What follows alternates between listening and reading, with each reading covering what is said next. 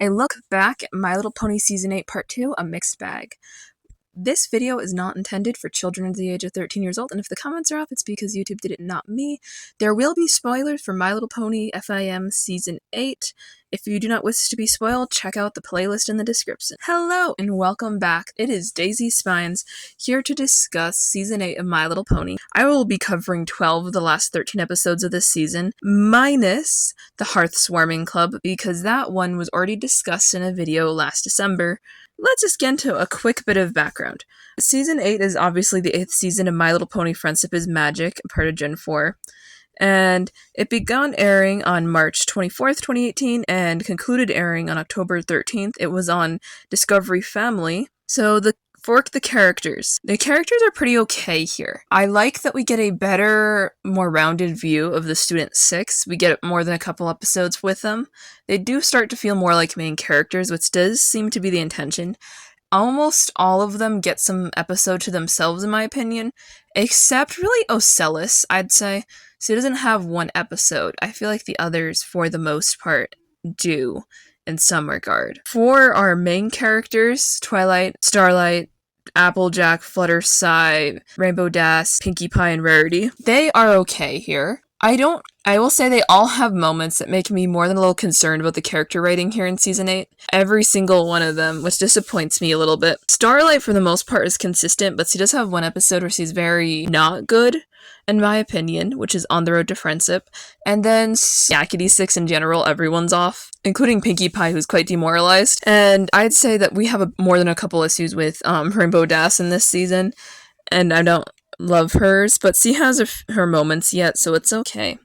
The pillars are brought back into the fold of things. Star Swirl's pretty cool here. I really like his development. He's gone from very judgmental to wanting to learn more about how to be nice, even if he goes about it in a slightly misguided way in that episode. I do respect his character growth there. Rockhoof is the one who also gets arguably more focus in this season, and he is a very fascinating character. They seem to explore a little PTSD and cultural things, which I like. The other 5 members of the pillars aren't really touched on. We don't see Stygian, we just hear his name in passing, but apparently he's making bank off of books that he wrote about how his friends tried to get rid of him. So Nebula's in charge of her town again, and that's really cute. Midge Meadowbrook is with their family member, which is... So pretty much everyone has that. I really love Mistmane as a character, so that's awesome to see her again. Flask Magnus has joined the Modern Equestrian Military, so that's a cool one. Villains of this season are pretty interesting. So to a minor degree, we have Tyrek as a villain. He is really just an instigator of things to come, and I think it's an interesting role to put him in more of a plotting area. I think that's cool, because he's communicating with Miss Cozyglow, who's been a villain that started developing in the first half of the season, and is on her way to completing an arc here, where she wants to gain power through friendship. She kind of drops through friendship later and just gain power as her motive, and she's really over the top in the latter seasons, but she's a lot more subtle here. We also have Chancellor Nace. He makes 2 appearances this season, technically 3 for counting the 2-parters as 2 separate episodes, and he's actually pretty interesting. It does appear that he actually has the best interests of ponykind in mind when he makes these decisions. He definitely, he helps the other creatures when he realizes he's wrong in the end, so I'd almost put him more in the antagonist roster, less of a villain. I say it is time to move on to the voice acting. The voice acting here is good as always. Everyone is consistent. We have a really good cast of veteran voice actors and actresses for this season, and I do like that. I would say that the audio and everything's good, and it's interesting to see who can or can't sing on the cast. For the next section, we have animation. The animation here is good. It is quite good. It's very expressive, much like the movie, but not quite fully into the movie territory expression-wise. It is very fluid and slower movements for the most part. Half the characters, unless they're intentionally hyperactive, do not move super snappy, but the ones who are hyperactive do move snappily. So it's interesting to see the difference in that. There are no huge obvious animation errors for this half.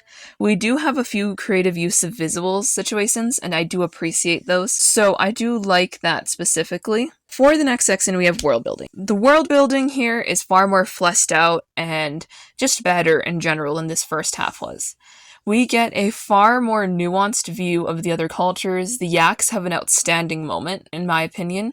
I actually think that the Yaks are great in this. We also finally get to meet the Kirin, which are the most wonderful creatures, / Nurek to a degree. And I really loved that we finally got there because I'm a Kirin, and I feel like that's really cool that we made it here finally. We get a little bit of lore about the other creatures, but that is acknowledged in a different episode than here.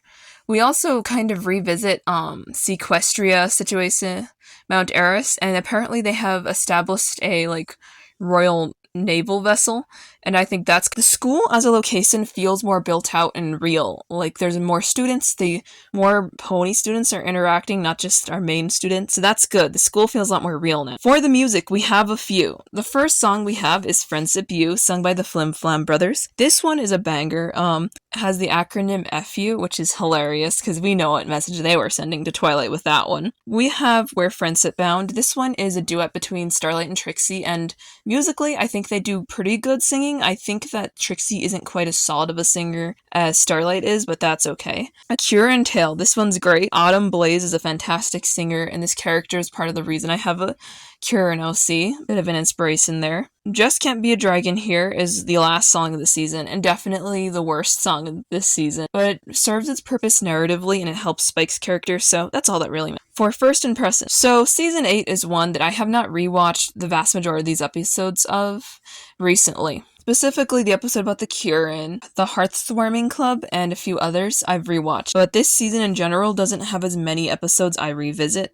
I remember really disliking some and really liking others. That's why I say it's a very mixed bag. The most mixed of bags quality-wise. Because some of these episodes are real highlights for the series and others are real downgrades. So do what you will with that. I am done with this portion. Moving on to the episodes is a matter of principle. The plot follows Twilight and her friends being sent by the map to a friendship problem far away from Ponyville. Twilight leaves Starlight in charge of the school to do a scavenger hunt while they're all gone.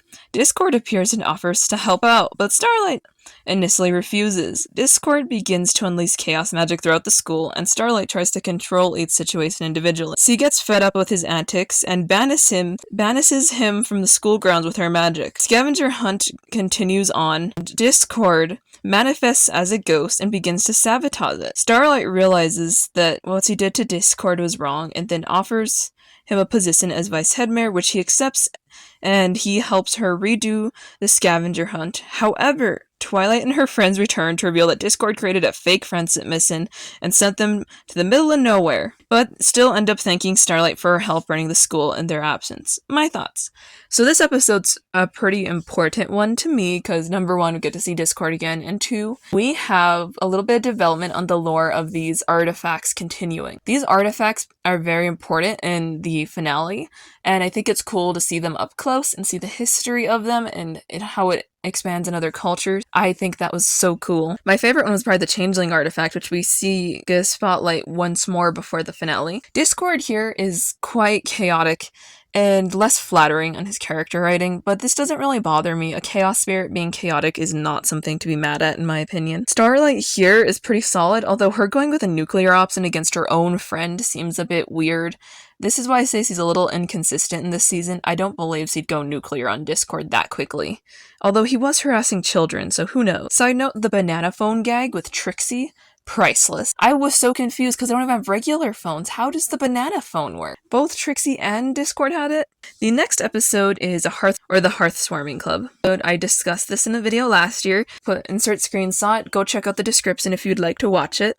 The next episode is Friendship University. When Twilight learns that a new friendship school has opened in Las Pegasus, she and Rarity travel there to check it out. The school is Friendship University, run by the Flim Flam Brothers, who have enrolled Starswirl the Bearded as a student, much to Twilight's shock. And Chancellor Naysay grants full accreditation on that basis. Twilight and Rarity begin to investigate, with Rarity taking classes and Twilight sneaking around into the brothers' office to search for evidence that the school is a fraud. They catch her in the act and threaten to publish photos of her breaking into their office to ruin her reputation. Twilight accepts her fate at first, but in the face of Starswirl the Bearded's disapproval, she begins to try to prove her stand. Meanwhile, Rarity persuades her not to give up, and both of them realize that reputation isn't worth anything if they don't stand up for what is right. They soon discover that the brothers have stolen a copy of Twilight's own curriculum somehow and are planning to use the money that they make from this school to expand their resort. When Starswirl the Bearded learns about this scheme, he intimidates them into refunding the students and setting down Friendship University. He also leaves Twilight on the promise that he will attend her school in the future if he feels that he needs that help. Twilight and Rarity are left wondering how the Flim Flam brothers could have gotten the lesson plans in the first place. So my thoughts, this is a pretty good episode. So, first off, we get to see Starswirl the Bearded again, and I really find a charming, sweet old man. The Flim Flam brothers, as always, have pulled out the most catchy song that you'll never forget. The acronym FU was very tongue-in-cheek, very funny. Rarity has hilariously bad disguises like Plainity, and I just think Plainity is funny because the Flim Flam brothers really don't pay attention to who she is. They only care about Twilight and like Applejack, really. I thought that was funny. And also, Twilight has the worst disguise I've ever seen. Doesn't she have like a spell to disguise herself or something? I don't know. The next episode is The End in Friend.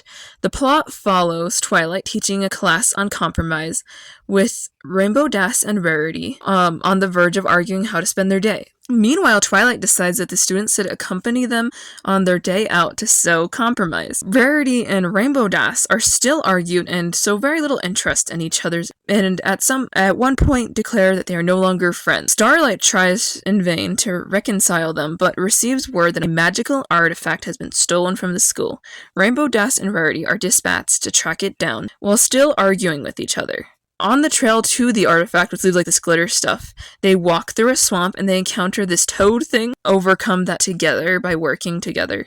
And then they cross safely ashore, following a trail up the mountainside to find a secret passage that leads all the way back to the school's campus, where they learn that Twilight, Starlight, and Spike faked the theft in the first place to remind them of their friendship. Having developed a new appreciation for each other's interest, Rainbow Dash and Rarity leave to shop for some buckball gear and fan attire. My thoughts. This is an interesting episode. I remember this being so much worse, if I'm being honest, because I thought their characters were really off, but in hindsight, they're not that off. I just perceived the episode weird. I think Starlight's pretty solid here. As a supporting character, she's usually pretty good. I find her quite interesting. The buckball, that's a consistent thing since like season 6, is so funny to me. I don't know why it's so consistent, but I guess it would be if your main characters developed a new game. That frog thing, I feel kind of bad for it. I kind of love it and hate it at the same time, because it's just so ugly, but I think it just wants to be happy. And on another note, the artifact in this, leaving like the glittery trail, was real interesting. And obviously that artifact becomes important in the finale. That is a changeling artifact, so I figured I'd give it a quick highlight. On to the next episode, Yakety 6. The plot follows Pinkie Pie, who has taken up the Uvitophone, a popular instrument in Yakistan, but her incessant practicing becomes an annoyance to the residents of Ponyville. Her friends let her keep it up, hoping that she will eventually improve. However, her playing remains as bad as ever, and she starts interfering with their daily lives. She abandons the instrument at their urging, outwardly cheerful, but secretly heartbroken.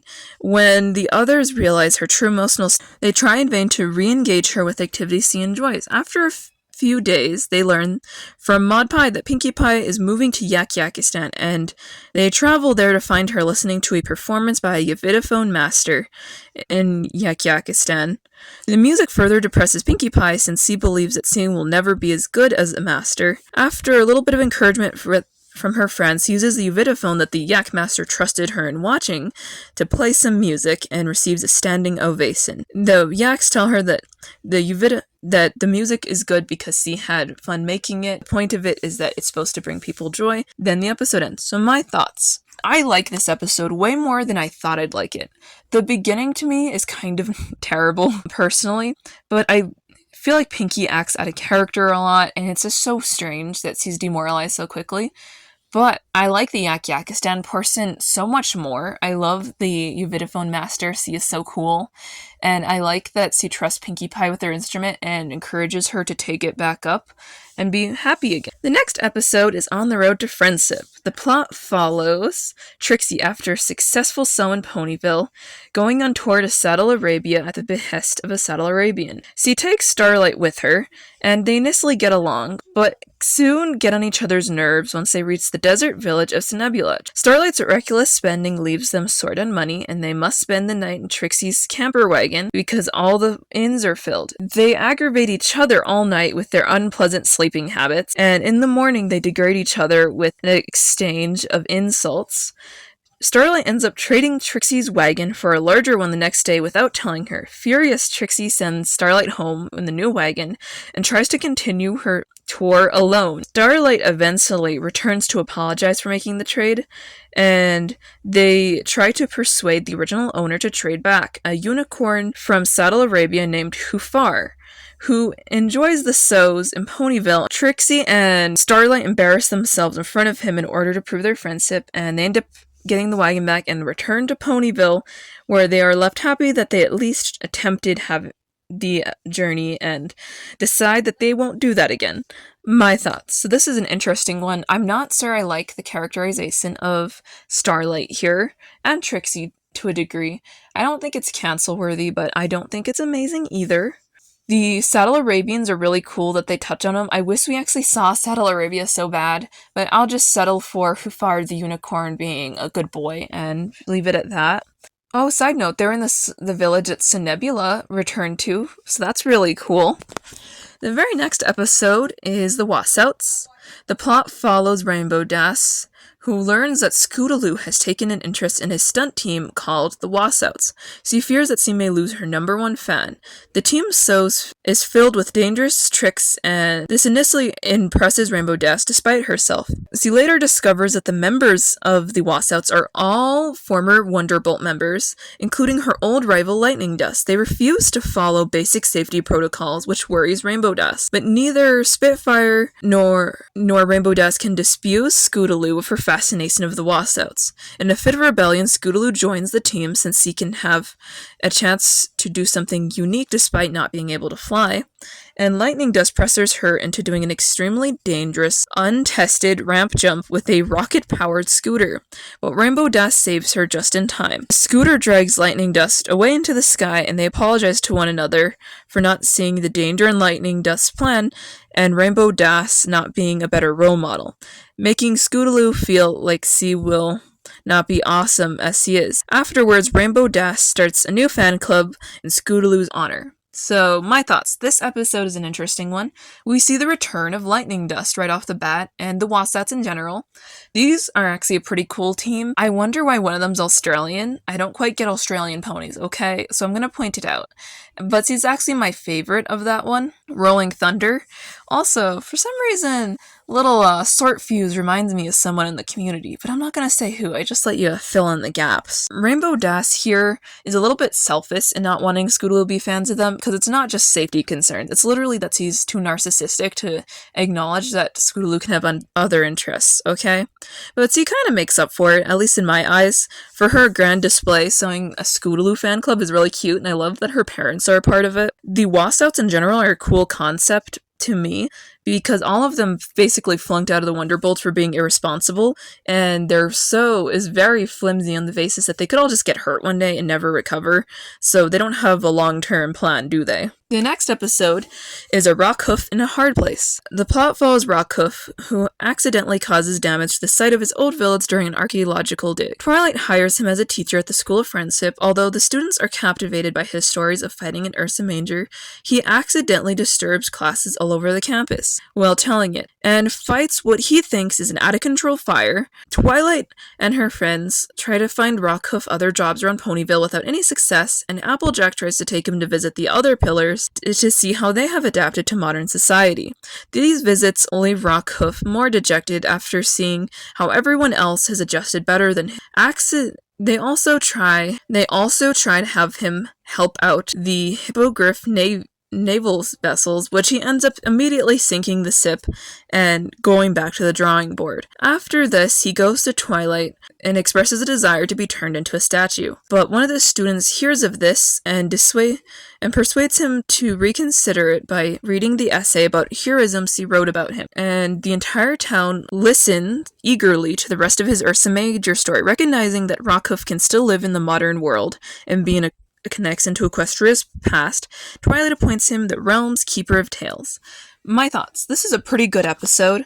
I love Rockhoof. There's something about the male pillars that I actually tend to really like all their characters, but he's probably my favorite. I said he was a gentleman when I first saw him, and guess what? He's still a gentleman now. I really think it's cool that Yona talks him off the ledge because he was really wanting to do something quite serious to himself, being turned to stone. That's basically an allegory for I'm going to say suicide. I'm far enough in the video. YouTube won't demonetize me. And that's really concerning that he felt that he couldn't get in touch with the modern world enough to survive and live in it, which is so sad. I think it's cool that he's the keeper of tales. I wonder if he'll take on other Nason's tales at some point. That would be cool.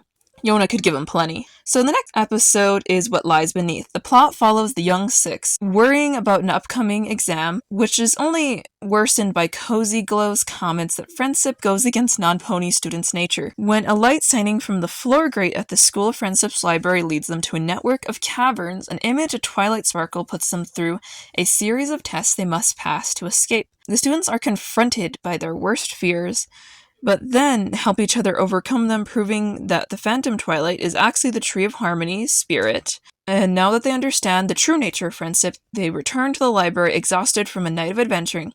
Cozy Glow apologizes for her earlier words and arranges for them to get an extension on their exam. My thoughts. This is a damn interesting episode. We get a little look into the students' psyches.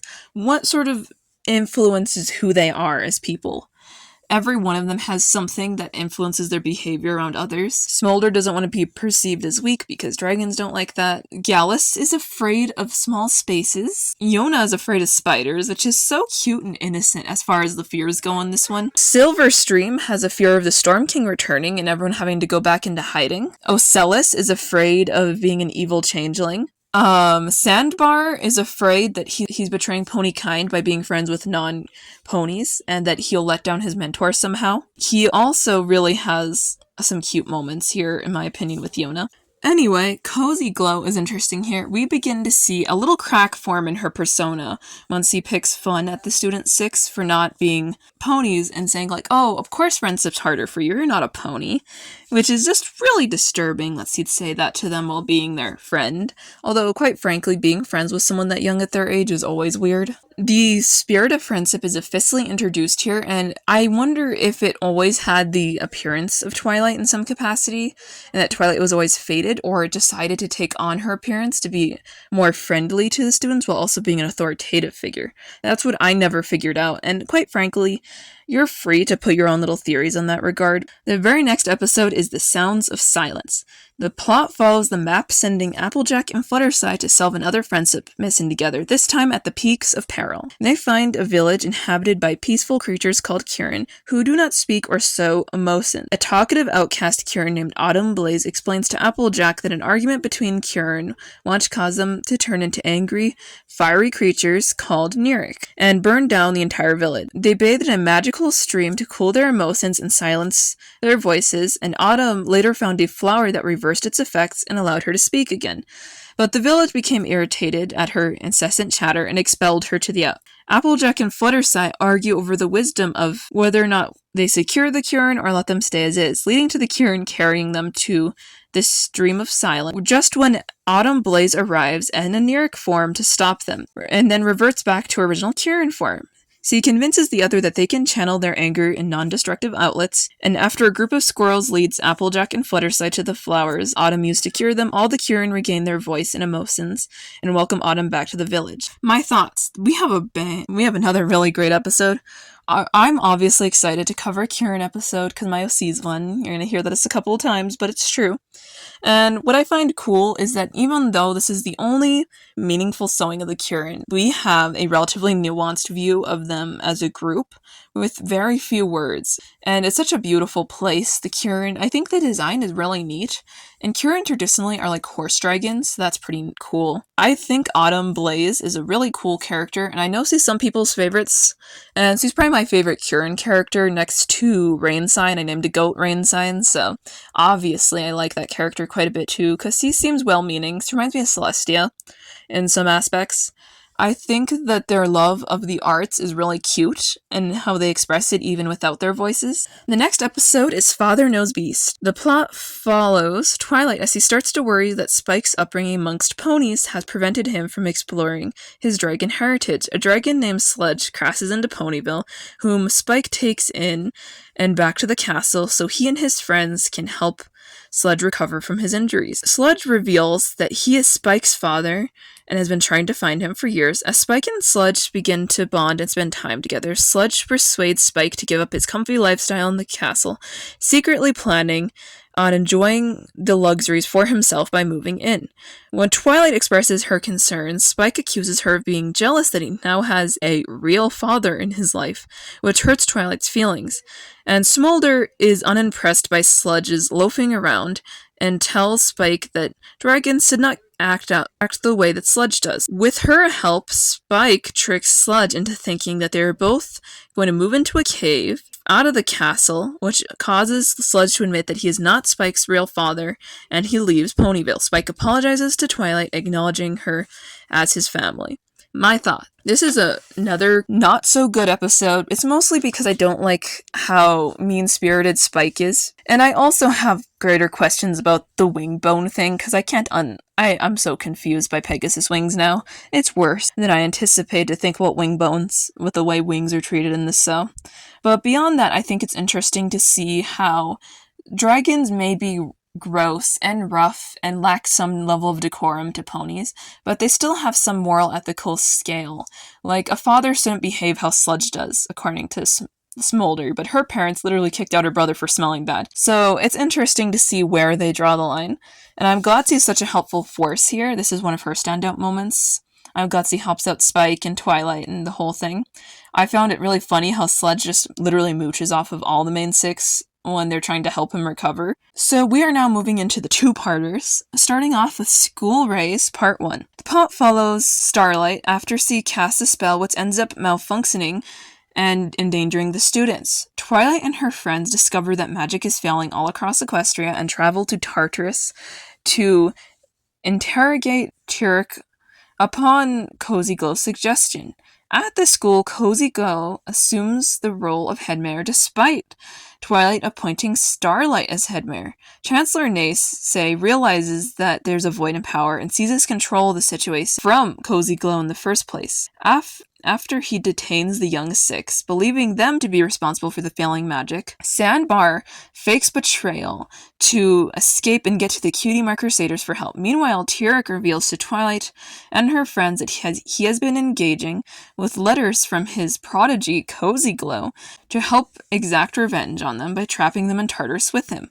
While searching underneath the school, Sandbar and the Crusaders discover that Cozy Glow is using the artifacts under the school to capture all the magic and has imprisoned Starlight, draining all of the magic from Equestria. After 3 days, it will all be gone. Cozy Glow's intention to become the Empress of Friendship. My thoughts. Whoa. So there's a lot to unpack here. Starting right off with the premise in general. We finally see Tartarus is like gates. I didn't even think there's a physical location to Tartarus, if I'm being honest. I thought it was just a pocket dimension, and it's possible that to some degree it is, but it's interesting to finally see it in the show. That was such an amazing moment for me.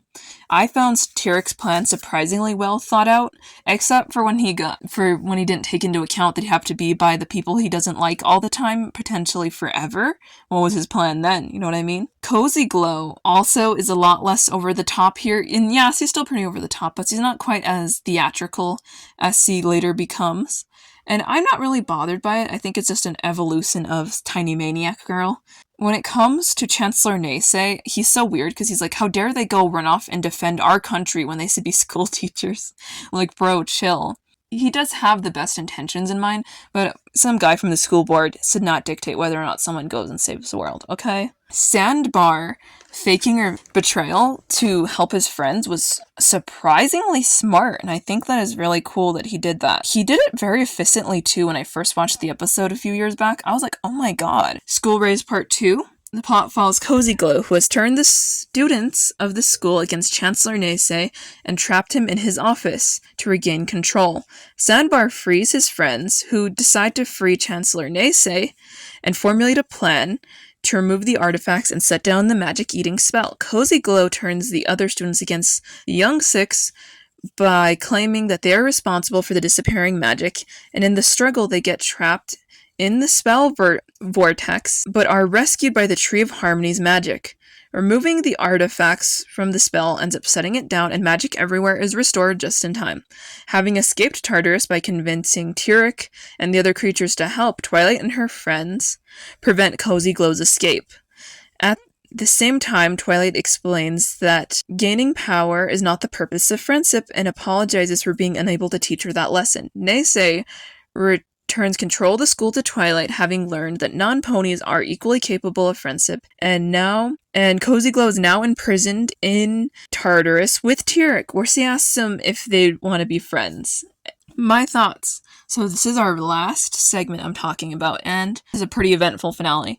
I like how we free the Student Six and how we really see that Chancellor Naysay, despite going about things wrong, does care quite a bit about the safety and protection of Equestria, and he wasn't going to let that lapse just because of his own personal bias against other creatures. I really like that. And he seems to have almost entirely changed his tune towards them towards the end. I'm not sure if it's just them specifically or their whole species, if I'm being honest. I think it's telling that their artifacts combined are what can steal equestrian magic in the first place. Also, Cozy Glow being put into Tartarus has so many moral, ethical questions that are not fully acknowledged. Putting a child in a cage by literal monsters in an eternal hellscape is such a messed up thing, but Luna, for the most part, made that decision, and Celestia to a degree, so I guess they saw more danger in letting her into society or trying to reform her than there was in putting her there. But come season 9, we'll know that we probably would have been better off if she wasn't near Tyrek, because they end up forming a pretty good friendship. On the note of the Student Six, I think it's cute that they think they graduated after one event, because that's not how that works. But now, to closing thoughts. Season 8 is one of those seasons where half of it is surprisingly good and half of it is surprisingly meh. And I've always held that opinion. And my voice is dying. I am sorry, second take of this video, as this happens. It has a rough history with the fandom, most of them hating on it for very pedantic reasons. And I don't think that's entirely fair. If you had enjoyed this, though, and want to check out Season 8, I have the wiki linked where I got most of my descriptions. I have a playlist of Season 8 linked, and my video on the holiday specials, where I cover the Hearthwarming Club there too. If you enjoyed this, consider liking, commenting, and subscribing. Bye!